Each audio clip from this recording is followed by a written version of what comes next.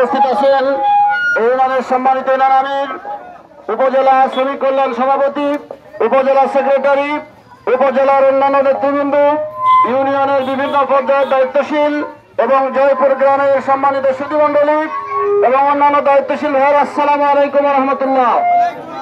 আমরা জয়পুর গ্রামে গণসংযোগ করেছি, মানুষের স্বতঃস্ফূর্ত সাড়া পেয়েছি। এই পর্যায়ে আপনাদের সামনে এই গণসংযোগ পরবর্তী বক্তব্য রাখছেন আজকের এই গণসংযোগের প্রধান মেহমান, জেলা জামাতের সংগ্রামী আমির, বাংলাদেশ জামাত ইসলামী মেহেরপুর জেলা 1 আসনের আগামী জাতীয় সংসদ নির্বাচনের জামাত মনোনীত সংসদ সদস্য পদপ্রার্থী মুসলিম জননেতা হযরত মাওলানা তাজউদ্দিন খান।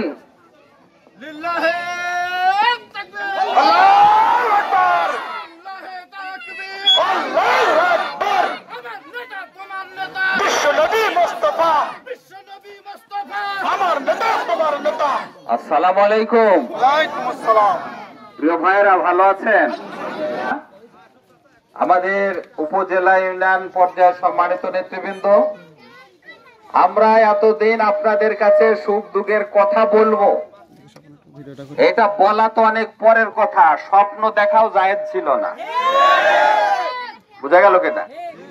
এজন্য প্রিয় ভাইরা, আমরা 15 বছর আমাদের কথাটা আপনাদের সামনে উপস্থাপন করতে পারিনি।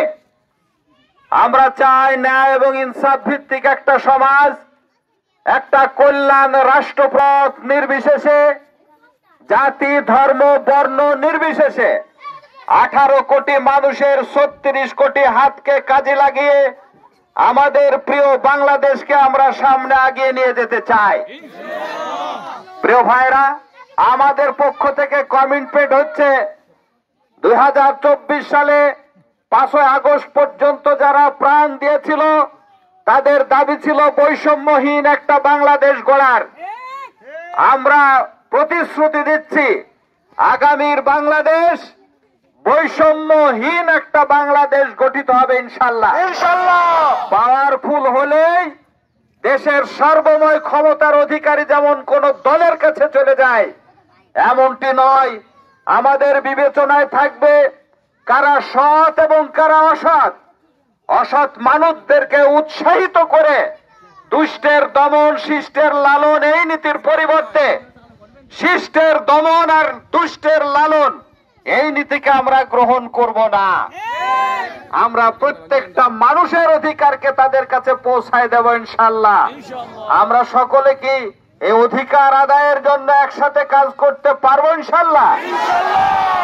যদি পারি, আগামী দিনে এই বাংলাদেশের পরিবর্তন আসবে ইনশাআল্লাহ। এই প্রত্যাশায় আমি আমার কথা শেষ করছি। আল্লাহ হাফেজ। আসসালামু আলাইকুম ওয়া রাহমাতুল্লাহি ওয়া বারাকাতুহু। সুবহানাকাল্লাহুম্মা বিহামদিকা আশহাদু আল্লা ইলাহা ইল্লা আনতা আস্তাগফিরুকা ওয়া আতুবু ইলাইক। আলহামদুলিল্লাহ, এর মাধ্যমে আমাদের গণসংযোগ কার্যক্রম সমাপ্তি ঘোষণা করা হলো। আসসালামু আলাইকুম। বাংলাদেশে জামাত ইসলামী।